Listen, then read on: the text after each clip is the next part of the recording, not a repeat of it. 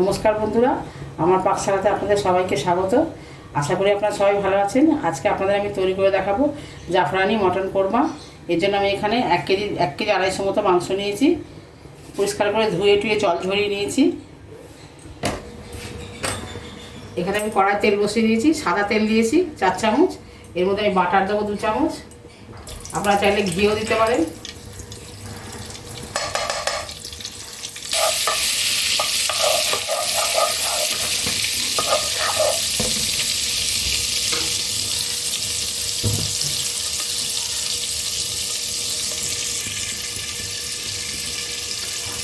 Butter তেলটা গরম হয়ে গেছে। এর মধ্যে আমি সাজিয়ে দিলাম 1/2 চামচ মতো,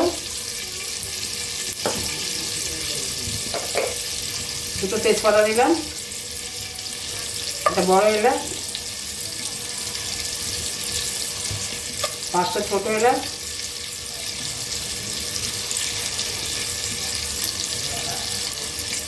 দারচিনি। আপনারা যেরকম ভালোবাসেন সেরকম দেবেন। আমি আমার আন্দাজ মতো দিচ্ছি, আপনারা মাংস অনুযায়ী আন্দাজ মতো দিয়ে দেবেন, কম বেশি করে।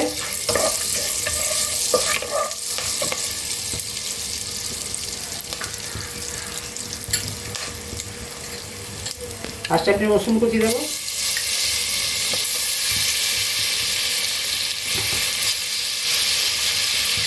দু চামচ রসুন কুচি দিলাম।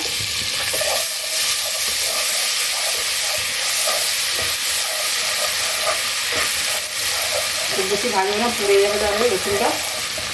এবার এর মধ্যে আদা বাটা দিয়ে দিলাম, ওটাও 1 চামচের একটু বেশি।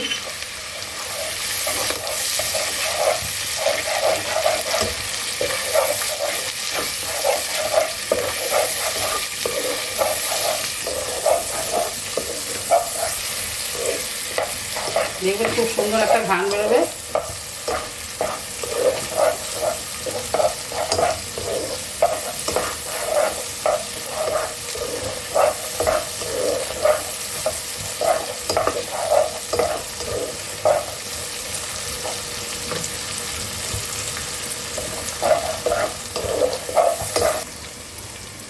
এবার আমি এর মধ্যে মাংসটা দিয়ে দেবো।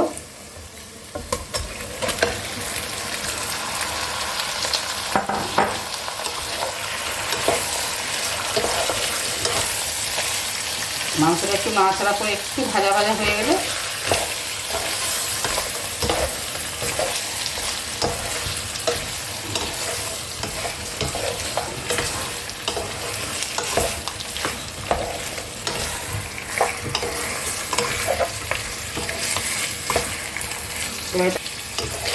মাংসটা একটু নাড়াচাড়া করে মশলাটা আমি মিশিয়ে দিচ্ছি, দিয়ে এটা আমি ঢাকা দিয়ে দেবো।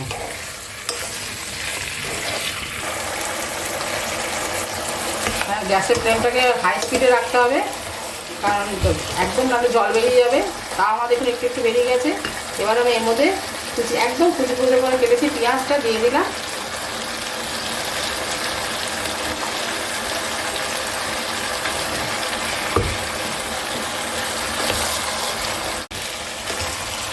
পেঁয়াজটা দেওয়ার পর আমি অনেকক্ষণ ধরে ভাজবো, এটাকে কষতে থাকবো। মাংসটার জলটাও শুকিয়ে যাবে, মাংসটাও কষা হবে, পেঁয়াজটাও ওর সঙ্গে সঙ্গে ভাজা হয়ে যাবে।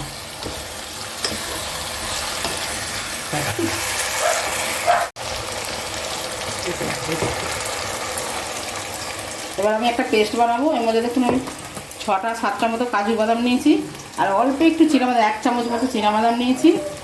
এর মধ্যে দই দেবো, দিয়ে আমি একসঙ্গে মিক্সিতে ব্লেন্ড করবো।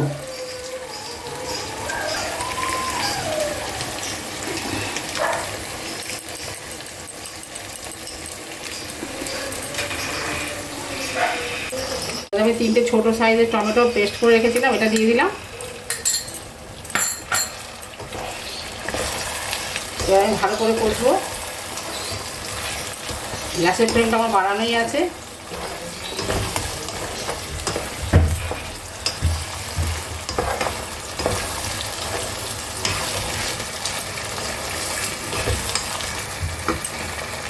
এবার এটা আমি আন্দাজ মতো নুন দিয়ে দেবো।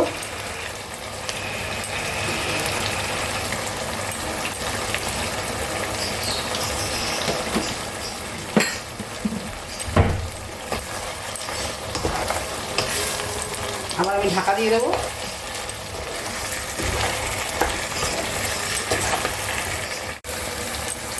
টমেটো থেকে অনেকটা জল বেরিয়েছিল, এখন জলটা পুরো শুকিয়ে গেছে। আমি ঢাকা দিয়ে রাখাতে হাই ফ্লেমেই রেখে দিয়েছি আমি। এবারের মধ্যে আমি যে পেস্টটা দেখালাম আপনাদের, কাজু, চিনাবাদাম আর দই দিয়ে আমি একটা পেস্ট বানিয়েছিলাম, ওটা আমি দিয়ে দিলাম। এটা ধুয়ে এবার একটুখানি জল দিয়ে দেবো।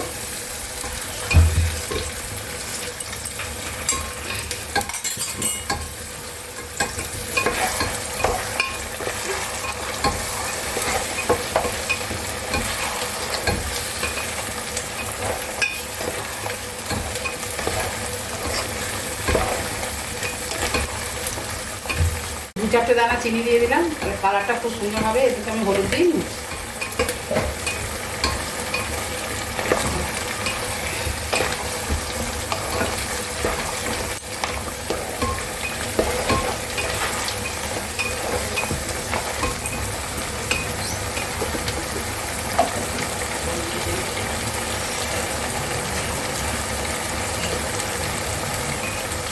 আমি গোলমরিচের গুঁড়ো দিলাম 1 চামচ মতো।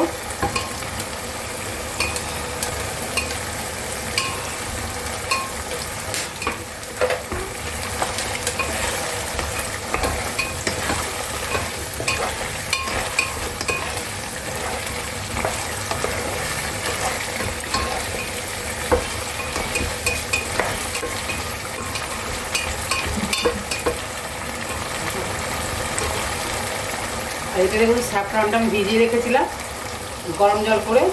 এবার এটা দিয়ে দিচ্ছি এর মধ্যে।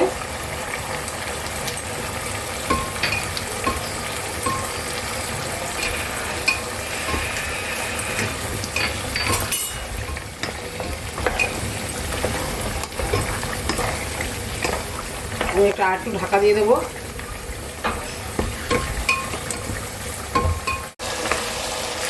তেল ছেড়ে দিয়েছে একদম।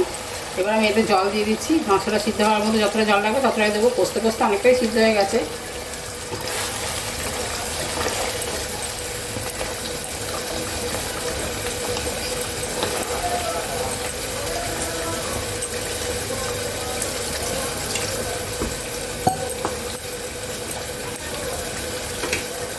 এবার আবার ঢাকা দিয়ে দেবো। একদম গ্যাসটাকে এবার কমিয়ে দেবো, আমি একদম লোয়ে রাখবো। তেজপাতাগুলো আমি ফেলে দিচ্ছি ওপর থেকে। গরম মশলাগুলো আপনারা যখন খাবেন তখন ফেলে দেবেন। এবার আমি এর মধ্যে 5-6টা কাঁচা লঙ্কা দিয়ে দিচ্ছি, গোটা কাঁচা লঙ্কা। হয়েই এসছে, আর একটু শুকনো হয়ে আমি নামিয়ে দেবো।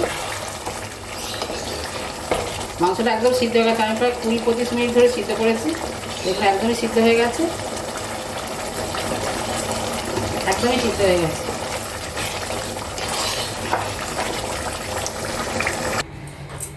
আমার জাফরানি মটন কোরমা রেডি হয়ে গেছে। আমি যেরকমভাবে রান্না করলাম এরকমভাবে রান্না করবেন, আশা করি আপনাদের ভালো লাগবে। যদি রান্নাটা আপনাদের ভালো লাগে তাহলে লাইক দেবেন। আর আমার চ্যানেলটা যদি আপনারা ইউটিউব থেকে দেখেন তাহলে সাবস্ক্রাইব করবেন, যদি ফেসবুকে দেখেন তাহলে ফলো করবেন। আর রান্নাটা সবার মাধ্যমে শেয়ার করবেন। আপনারা সবাই ভালো থাকবেন, সুস্থ থাকবেন। ফিরে আসবো অন্য কোনো রেসিপি নিয়ে। নমস্কার।